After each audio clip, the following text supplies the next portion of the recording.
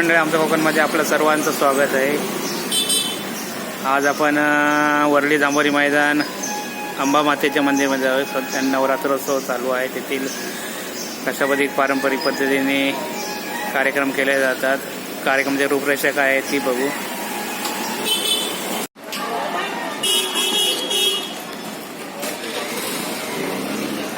जांभोरी मैदान इथे पोहोचलेलो आहे. जांभोरी मैदानात हे समोर अंबादेवी मंदिर आहे. नाही आता मंदिरामध्ये गेल्यानंतर मंदिरात कार्यक्रमाची कशी रूपरेषा, नवरात्रोत्सव कार्यक्रमाची कशी रूपरेषा आहे ते आपल्याला मी दाखवीनच. आता आतमध्ये जाऊया. हे मंदिराच्या बाहेर इथे ओट्या वगैरे मिळतात. इथे नवरात्रोत्सव चालू असल्यामुळे इथे ओट्यांची दुकानं लागलेली आहे आणि आपण इथे ओट्या वगैरे घेऊ शकतात. आता आपल्यासोबत इथे ताई आहे. ताईंना विचारूया. ताई नमस्कार, आपलं नाव? प्राची जाधव. आता किती वर्ष इथे आपण दुकान यायला होता? माझ्या सासऱ्यापासून. अच्छा, सासऱ्यांपासूनच आहे. वा, धन्यवाद.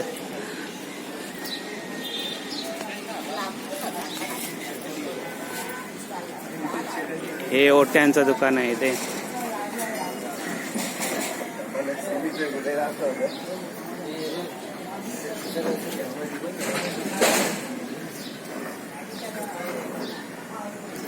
हे अंबादेवी मंदिर आहे. हे अंबादेवी मंदिर. आता आपण आतमध्ये जाऊया. हा, पोलीस परिवार सर्व देवी भक्तांचे हार्दिक स्वागत.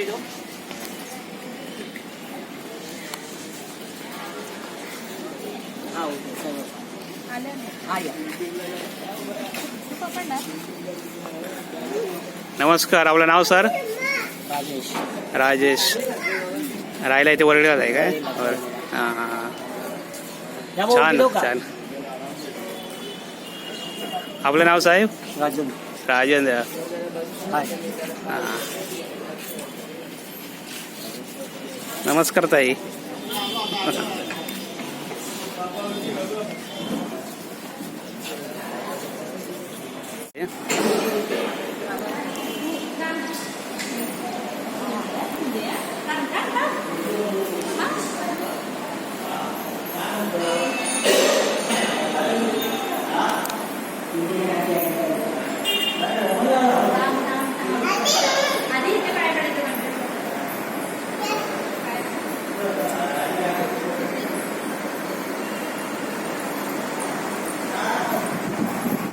मंदिराच्या गाभाऱ्यात जाण्यापूर्वी इथे श्री गणेशांची इथे मूर्ती आहे. इथे गणेशांची मूर्ती आहे आणि या साईडला उजवीकडे विठ्ठल रखुमाई यांची मूर्ती आहे. त्यानंतर गाभाऱ्यात गेल्यानंतर समोर अंबादेवी मातेची मूर्ती आहे इथे. त्यानंतर इकडे डावीजवळ ज्योतिर्लिंगाची मूर्ती आहे. त्यानंतर गाभाऱ्यात पूर्ण इथे पाठीमागे प्रथम इथे श्री महालक्ष्मींची मूर्ती आहे. त्यानंतर इथून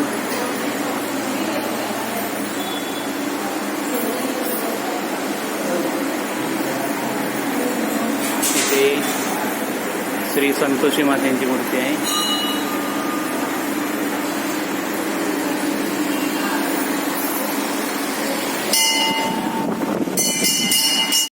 आता आपण गाभाऱ्यातून डावीजवळ वळूया.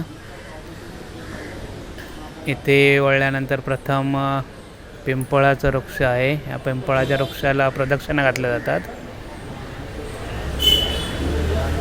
या पिंपळाच्या वृक्षाला प्रदक्षिणा घातल्यानंतर समोरच इथे शिवशंकरांची पिंडी आहे. ओम नमः शिवाय. इथे नामस्मरण करून आता इथे पुढे श्री स्वामी समर्थांचा फोटो सहित पादुका आहेत. श्री स्वामी समर्थाय नमः. त्यानंतर इथे श्री दत्तगुरूंचे मंदिर आहे, मूर्ती आहे. दिगंबरा दिगंबरा श्रीपाद वल्लभ दिगंबरा अशा पद्धतीत अंबामाते मंदिरमध्ये मंदिरं आहेत.